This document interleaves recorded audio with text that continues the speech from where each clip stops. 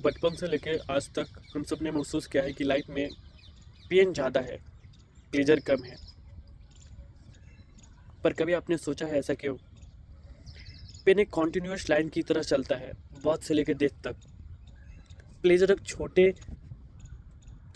Pleasure एक छोटे चिंगारी जैसे मोमेंट आते हैं और चमकते हैं और गायब हो जाते हैं। और इस वीडियो का पर्पस ये नहीं है कि लाइफ को नेगेटिव दिखाना। पर्पस ये है रियलिटी को ऑनेस्टली देखना। जब तक हम रियलिटी को नहीं समझेंगे, हम उसका सॉल्यूशन भी ढूंढ नहीं पाएंगे। मैं मैं सबसे एक सिंपल सवाल पूछता हूँ। आपको जो प्लेजर मिलते हैं, क्या वो फ्री भी आते हैं?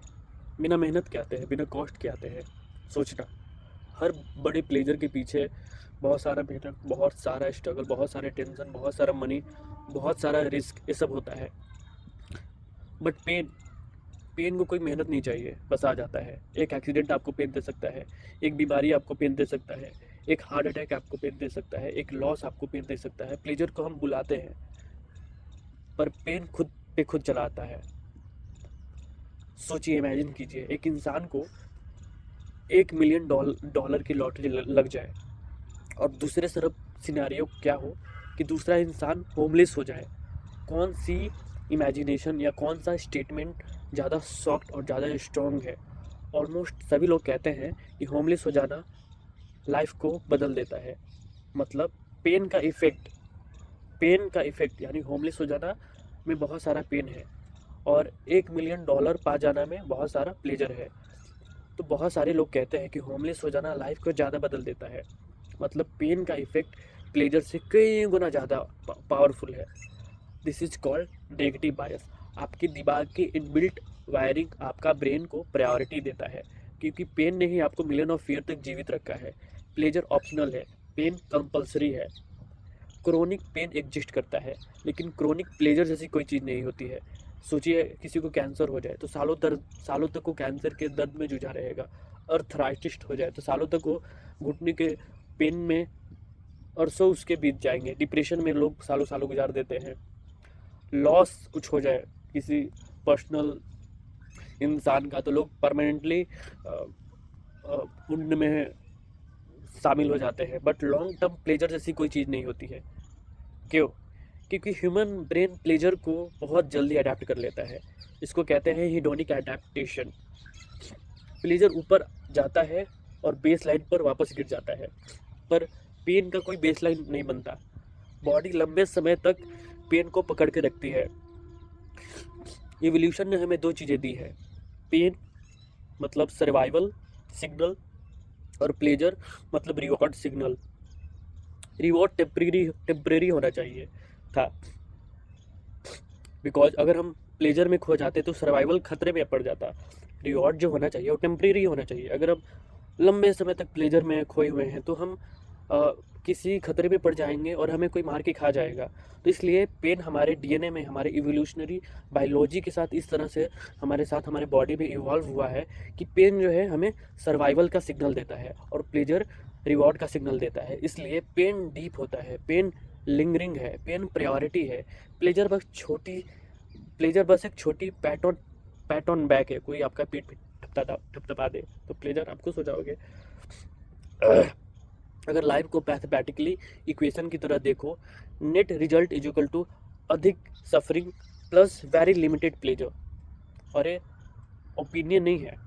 आप अगर बायोलॉजी पढ़ो, न्यूरो साइंस पढ़ो, फिलॉसफी पढ़ो, साइकोलॉजी पढ़ो, सब में ये चीज़ कॉमन है कि अगर लाइफ को अगर नेट रिजल्ट की तरह देखो, अगर आप इन सब चीज़ों के बारे में पढ़ो और लाइफ को एंड देखो, तो लाइफ एक बहुत अधिक सफरिंग प्लस में लिमिटेड प्लेजर है। आप बुद्धिज्म में पढ़ो, स्टोइक्स में पढ़ो, निहिलिज्म पढ़ो, हिंदू स्पिरिचुअल टेक्चर्स पढ़ो, हर जगह एक चीज़ कॉमन है, लाइफ इज डोमिनेटेड बाय दुख, सफरिंग। इसका जवाब दो पार्ट्स में है। Parts one, those who already exist, you me और everyone. Solution is not more pleasure, क्योंकि प्लेजर टिकता नहीं है। सोल्यूशन क्या है? मिनिमलिज्म ऑफ डिजायर को मिनिमल कर लेना, क्योंकि हर डिजायर टेंशन पैदा करता है, रिस्क पैदा करता है, स्कैरसिटी पैदा करता है, और फुलफिल हो जाए भी तो हैप्पीनेस कुछ दिनों में इवेपोरेट हो जाती है। अगर ये सारी चीज़ें फुलफिल हो जाए तो फिर भी हैप्पीनेस कुछ दिनों तक आपके साथ रहेंगी और फिर हैप्पीनेस अपनी बेस लाइन पे आ जाएंगी। तो हैप्पीनेस ज़्यादा दिन तक या ज़्यादा देर तक टिकता नहीं है। अगर आप कुछ अचीव भी कर ले, आपको एक पर्टिकुलर नौकरी की तैयारी कर रहे हैं, गवर्नमेंट एग्जाम की तैयारी कर रहे हैं, कुछ कर रहे हैं जो आपको चाहिए, कुछ चेस कर रहे हैं, अगर आपको मिल भी जाए तो प्लेजर 1 महीने, 10 दिन, 20 दिन, 30 दिन में खत्म हो जाएगी। अब फिर से दुखी रहना स्टार्ट कर दोगे या फिर से नॉर्मल रहना स्टार्ट कर दोगे। ये समझना है कि लाइफ स्मॉल है और डिजायर इनफिनाइट है। तो सावधान सावधान सिर्फ एक है तो समाधान सिर्फ एक है। डिजायर कम करो, पेन कम होगा। लाइफ सिंपल बनाओ, एक्सपेक्टेशन कम रखो, छोटे मोमेंट को एंजॉय करो, दूसरों को हर्ट मत करो और शांत रहो। Part 2, those who does not exist, future children. यहाँ आता है एंटी नाटिलिज्म। लॉजिक सिंपल है, नॉन एग्जिस्टेंस में कोई दर्द नहीं, कोई डेप्रीवेशन नहीं, कोई लॉनलीनेस नहीं, कोई हार्ट ब्रेक नहीं, कोई डिजीज नहीं, कोई डेथ नहीं। लेकिन जैसे ही बच्चा एग्जिस्ट करता है, पेन गारंटेड है, डेथ गारंटेड है, एजिंग गारंटेड है, डिजीज हर किसी को होती है, एक्सीडेंट हर किसी का हो सकता है, किसी के साथ रेप, किसी के साथ मर्डर, कुछ भी हो सकता है। तो ये सारे सफरिंग का, ये सारी चीज़ें आपको सफ़र कर सकते हैं। डेथ आपको सफ़र कर सकता है, पेन आपको सफ़र कर सकता है, कैंसर आपको सफ़र कर सकता है, कोई एक्सीडेंट आपको सफ़र कर सकता है, कोई लव्ड वन खो गया, किसी लव्ड वन की डेथ हो गई तो आप उस पर बहुत ज़्यादा सफ़र कर सकते हो। प्लेजर ऑप्शनल है और जबकि पेन मैंडेटरी है, गारंटी है। इस तरह से आप इवॉल्व हुए हो कि पेन आपको सरवाइव करके रखता है। तो आपको समझना पड़ेगा कि आपके साथ जो भी हो रहा है, अगर आप सफ़र कर रहे हो तो आपको अवेयर होना पड़ेगा कि आपके साथ जो कुछ भी हो रहा है, ये आप इससे परेशान मत हो, आप अवेयर हो, आप समझो कि ये जो मेरे साथ हो रहा है, जो मैं सफ़र कर रहा हूँ, ये मेरे कंट्रोल में नहीं है। मैं ऐसे इवॉल्व हुआ हूँ कि मैं सफ़र कर रहा हूँ। इसलिए एंटी नाटिलिज्म में कहता है किसी को बिना उसकी कंसेंट के दर्द में डालना मॉरलिटी के हिसाब से सही नहीं है। बच्चे को प्लेजर क्यों डिप्राइव्ड करे? लोग पूछते हैं कि बच्चे को प्लेजर से क्यों डिप्राइव करे।